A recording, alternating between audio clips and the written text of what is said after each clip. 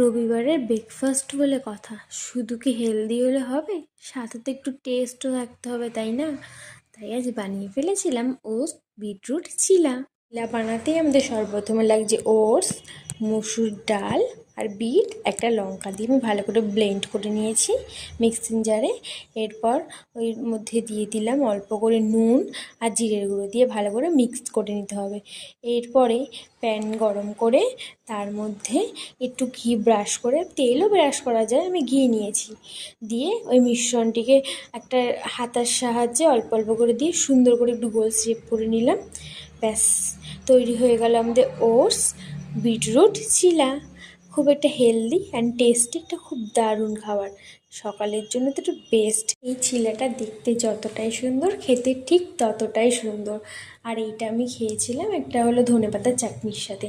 ধনেপাতার চাটনিটা বানিয়েছি মেনলি ধনেপাতা, একটুখানি লঙ্কা আর হলো দিয়েছি একটুখানি লেবুর রস আর বিট নুন দিয়ে, ব্যাস দারুণ খেতে ছিল।